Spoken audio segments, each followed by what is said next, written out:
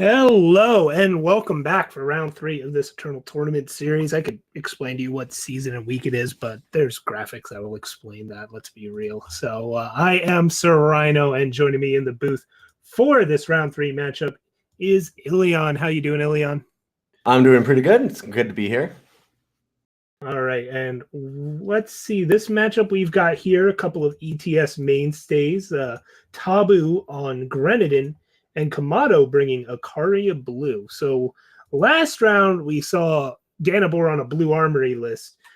camat0's on aReNGee blue. Blue isn't even a thing in Eternal, but can you explain the differences between these decks? Well, you're looking at a deck that's a lot less all-in on actually playing weapons. It doesn't run Sword of aReNGee. It's not running Arcana Artisans. It is, however, running 4 Hailstorms. So it's really more of a deck that's just kind of trying to control the board early and then later on set up for Starsteel Die Show or an aReNGee. I mean, really, it's only running Auric Runehammers and Starsteel. So it's much less focused on running into weapons. And it's a pretty sweet little list. It's a nice little 3-color control one here. I'm a big fan, personally, of the Grenadin list that we're seeing here. I'm hoping that it goes further. But, man, Grenadin is just such a cool little list. So this is an interesting matchup. Yeah. What are your thoughts about which deck probably pulls out ahead here? Ooh. Grenadins can really struggle against flying units and units with Aegis. And well, camat0, by going with the aReNGee blue route rather than blue armory, has 4 Sheltering Rider and 4 aReNGee. Both of those cards I think are going to be really hard for this Grenadin deck to deal with. So it's really up to the Grenadin deck to put pressure on in the meantime. I don't know if it's going to be able to close out games before aReNGee and Sheltering Rider can turn it around. Yeah, from my own personal experience with these decks, and I absolutely love running Grenadin. Been one of my favorite decks for a while. I feel like Grenadin would be a lot happier against that armory list from before because it's just got a billion chump blockers. And it's not really worried. Like, a lot of people will look at like, oh, well, like Hailstorm, Harsh Rule, there's going to be a lot of board wipes. Grenadin's not as worried about that, actually. Despite the fact that it floods the board, it can do that so consistently that it doesn't really matter how many board wipes you run. It matters your threats that you have after that. And the flyers are the problem. And the wild thing with this Grenadin deck is that it's even better at reloading the board than some of the other ones traditionally are, because it's packing 3 Dark Returns. So it can bring back Scrap Tank, Stone Scar Scrapper, or Gear Cruncher, which are all the cards that actually matter in this matchup. So this one is getting underway. We'll see how it plays out. This Grenadin's deck is quite a bit slower than usual, and while that traditionally would be a bad thing against control decks, I think it may end up being a good thing in this matchup. Yeah, no, this is kind of the list that I've been running for a while, similar to anyways. So this is, it's not really meant to be so much of an aggro deck. People that might be watching this and think that like Grenadin is kind of an aggro deck. Oh, you're going to run Disassemble and Rally. No. That's not at all what this deck is trying to do. It does have those lines where it can go like turn 1 Grenadin drone into turn 3 assembly line, and it just kind of smashes down. But most of the time, the plan is to use those as fuel for your combustion cells and other cards like that, so that you can land the big beaters like your Scrap Tank, your Gear Cruncher. It's really almost more of a ramp deck. So it's much more mid-range kind of control list rather than an actual aggro deck in any way. It's got a lot of shifting lines, which makes it very interesting to play, because you've got to make the decision as to, when to throw away your drones and when to hold them back and use them as later fuel for some of these scrappers and combustion cells and things. Tobboo using a Vara's Favor last turn because, well, he's got plenty of them, so he's not lacking in ways to pop the Aegis of this Sheltering Rider, and we see it come out there. But camat0 is just curving out. The clock is ticking. He's already got the influence ready to go on aReNGee. It just needs to find a 7th power, and it'll come down on turn 7. And that's all camat0 wants to do here. This deck is not just named after aReNGee because it happens to have aReNGee in the deck. It actually has 4 copies of aReNGee, and it is built to really leverage the Warcry 5, right? Where something like Blue Armory that we were talking about from last round has sort of aReNGee as a fine hit because it's still a weapon, but is playing those Rakano Artisans, and those are just an awful hit. Whereas Sheltering Rider, that's a really good hit for Ikaria. This That's giant a tough one. Aegis flyer that you have to kill twice is huge. And here we see Camat0 just Ikaria. goes for the second Ikaria. All right. So he knows the influence is already hit. He just has to find a 7th power, and then he gets to go Ikaria into Ikaria. I can respect that, especially when you have 2 Hailstorms, 2 Harsh Rules in hand. You're not really going to get punished for your greed too hard here. No, I don't know how Tobboo comes back from this. It's going to be a really, really tough one for them. I do like the 4 Vara's favors in this Grenadin list. I've got to think that that was a bit of like a metagame decision where the problem is things like Shelter Wing Rider as a flyer, and being able to pop Aegis consistently is really, really good. A lot of the lists don't necessarily run that many, but... Is Camat0 going to torch in response here? And yeah, that's what we see happen. Tobboo will then devour in response, but why we're seeing this torch is because of the Stone Scar Scrapper in play, right? Madness gets cast on Sheltering Rider. Scrapper would have been able to activate with Rider plus Grenadin to draw cards. By torching that Grenadin, can't activate Scrapper. There's only one other unit in play. So, which is one of the...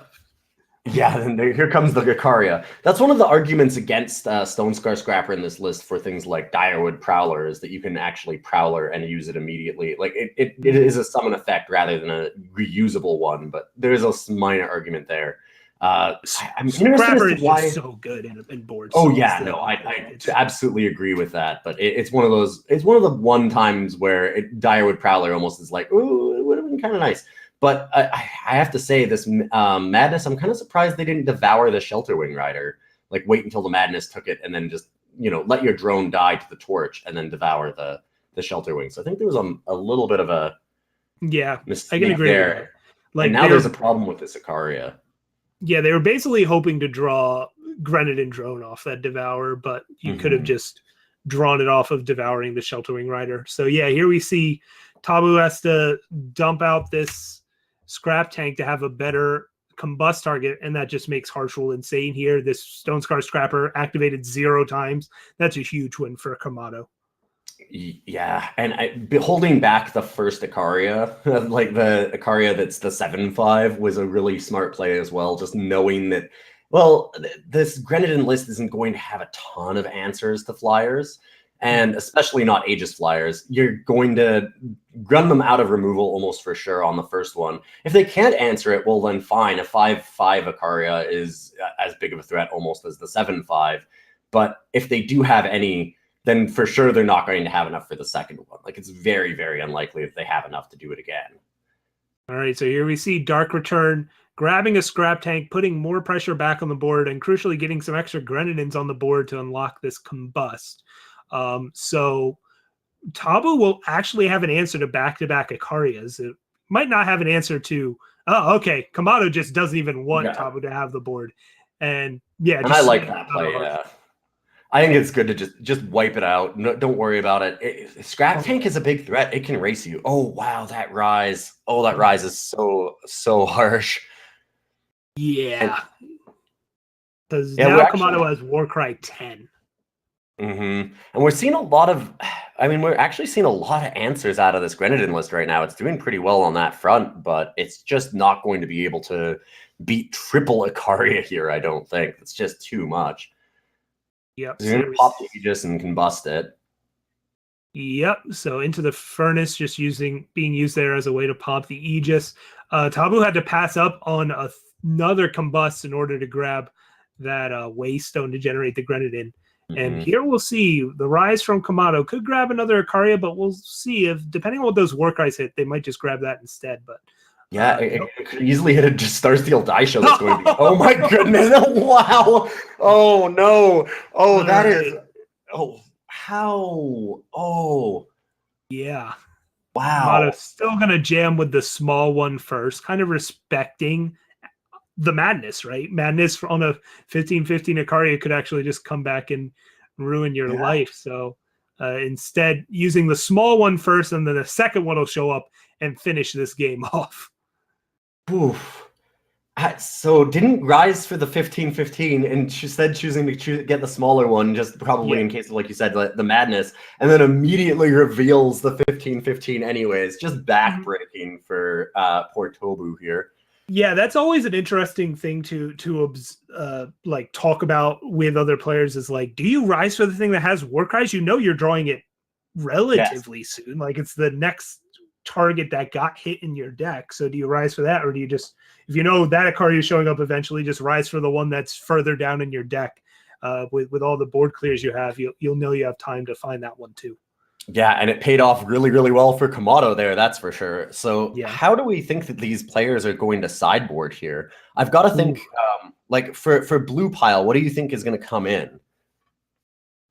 This is a really interesting sideboard from camat0. You know, usually out of control decks, you'll see lots of 2 ofs or 3 ofs and kind of different removal suites and answers. camat0's just 4 backlash, 4 Valkyrie Enforcer, 3 Rain, 4 Amelie. So he has the ability to shift into some better, bigger flying threats in Valkyrie Enforcer and Amelie, which are both pretty appealing in this matchup. The silence is a nice way to stop scrap tanks from growing or scrappers from drawing. And Amelie is just a huge flyer that generates more flying bodies. So they're both appealing, but if you bring those in, I imagine that means you're going to get away from the Harsh Rule Hailstorm plan. I don't know if you want to do that.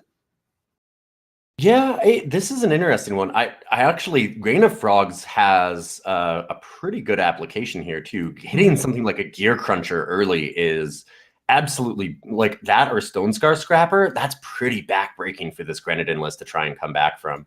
So, I mean, there's a lot of really good cards that this Armory deck has against, or rather Ikaria deck has against the Grenadin list. Like, this is just going to be a very tough matchup for them. Honestly, they have so many good cards in the side, but also so many good cards in the main that I don't know that you take any of them out. Like, it's tough. You almost wonder if Torch is something that you can take out for something like Valkyrie Enforcer or an Amelie. Yeah, it's weird because you think of Ikaria Blue as, you know, the semi-armory deck, but kind of their armory cards are the worst cards in this matchup. Like Auric Runehammer's not that good here, right? You're playing a lot of 1/1s and it can't kill Scrapper or Scrap Tank really unless you combine it with Torch. So if Torch and Runehammer are kind of your worst cards, why not just take both of them out and try and go beat down? It's a really intriguing idea. On the other end, Tobboo with his Grenadin sideboard, we're not going to have too much time to talk about as this game gets underway, but Sabotage, Flamestoker, In Cold Blood, Witching Hour, all lurking in the sideboard, and we see a few of those in Tobboo's starting hand here. I want to see this Witching Hour come down. I really want to see a Witching Hour. Just make my day, please. I'm so glad that it came in here. I've never played the Grenadin list in a best of 3 format, so I'm not sure how good it's going to be here, but just I need this to happen, and so I'm going to be cheering for Tobboo here just a little bit. And camat0's hand is slow enough that it's going to let Tobboo do a lot of setting up here. Yeah, camat0 we see brought in the backlashes against Tobboo, who plays a lot of spells, and backlash can hit a lot of the more annoying ones. Even something like Assembly Line's a great hit, but disrupting you know, the Madness Combust combos, or your opponent was playing Dark Return and could bring in Witching Hour. I like these backlashes here, but there's a Sheltering Rider off the top. As I said that they had very little gas, they immediately drew Valkyrie Enforcer Shelter Wing, which is actually a lot of gas. So we're seeing a bit of a change here. And they're going to be backed up by 2 backlashes now, right? This is camat0 just transformed into this super proactive deck where it was mildly proactive before, right? Ikaria is looking to swing and the Sheltering Riders were looking to swing. And we talked about how focused this sideboard was, and he decided this is what the game plan is in post board for these kind of grindy matchups. Is he just becomes this evasive beatdown deck backed up by the disruption of backlash. Yeah, and I think that's just going to be a big problem for this Grenadin list. Grenadin is not able to deal with those flyers particularly well. They don't run a lot of removal. I mean, there are some things in there. They have the torches, they have Madness and Combust, and they have that stuff, but it just gets overwhelmed by all of these Aegis units, and it relies a lot on chump blocking, and you just can't do that with all these flyers. So this is going to be a really tough one. camat0 choosing to hold up the backlash here, playing the Valkyrie Enforcer first, not just going for the Rise. Yep, just hold up backlash. You've got 8 strength in the air already. That is a huge, tough to deal with clock from Tobboo, who may have, post board probably took out things like Torch or whatever to even help pop with the Aegis or kill Valkyrie Enforcers. And now he's just sitting on expensive clunky removal like in Cold Blood and knows camat0 has these backlashes, right? He used Sabotage earlier in this game and saw the Hailstorm and backlashes, took the Hailstorm, and now has to fight through 2 backlash.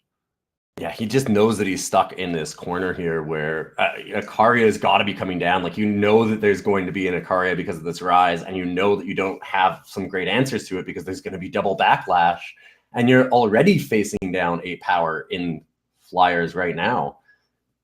And with that backlash, this is just going to be game. I mean, yeah, huge Flyers in the air. Ikaria Risen 4 will be cast on curve on turn 7, not missing a power, not missing influence. And yeah, Tobboo will be able to gain a little bit of life here off of Scrapper activation. No, can't even do that. Doesn't have the power to do so.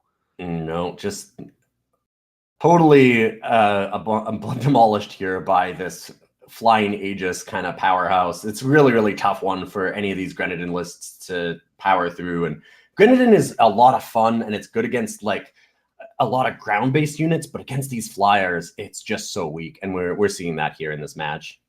Yeah, it loved when it could go up against Titan decks or even like the older Argenport style decks before they started playing weapons that granted flying. It could really just get into a grind them out, chump block game. But man, when you're facing down huge Flyers backed up by Aegis and backlash, what little removal you do have, it's not going to connect. And we just saw it there. That was a beatdown. It was fantastic when you used to be able to stop Tavrods all day, and you didn't even care if they got weapons because like they get an Auric Runehammer, but you have a board of 10 1/1 Grenadin. Like, good luck. So what? Who cares? Okay, fine. You hit your Auric Runehammer into my 1/1. But it's a totally different game when they hit Inquisitor's Blade. And you just can't chump it anymore, and you're stuck with all these creatures on the ground, but you're facing down just a massive Tavrod. And we're seeing that bad matchup there. So tough one right now. All right.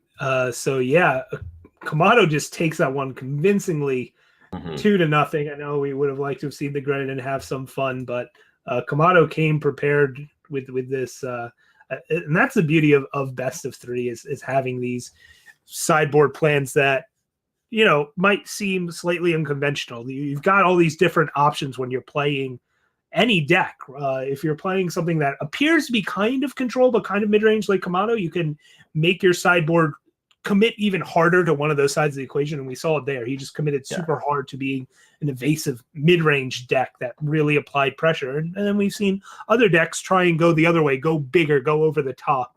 And both of those plans can be justified depending on what week and what matchup you're running into. Yeah, I really like the plan of camat0's deck there. Just the fact that it's so consistent. Like, if you look at the camat0 list, it is almost all 4s. And like the consistency of your draws from that is hard to understate. Like, the entire main deck is all 4s except for Eileen's Choice and Starsealed Eyeshow. Everything else is a 4 of. So you know that you're going to draw really consistently. And same with that at the sideboard. So you've just got like a really focused plan. And I like that. And we saw that there. Like, it just absolutely demolished that Grenadin list. Just took it apart.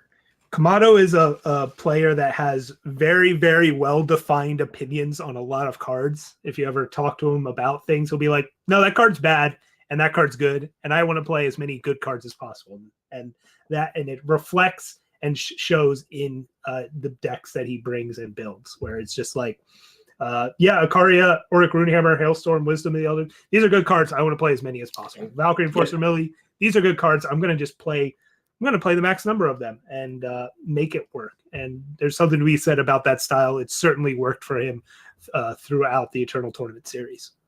Yeah, absolutely. And we're just waiting to get a second matchup here right now. So I don't think we're going to get one. We might have finished fast enough, though. Yeah. Yeah, while that was a quick 2-0, I'm getting word that we actually don't have really any viable backup matches available. So we're going to take another break here. Not sure how quick or how long it'll be, but I'm sure Teehee's got some good VODs and highlights lined up for us in the meantime. So with that, we'll take a little break here, and we'll be back for the next round in, who knows, maybe just a moment. Let's go with that. All right. See you guys in just a minute.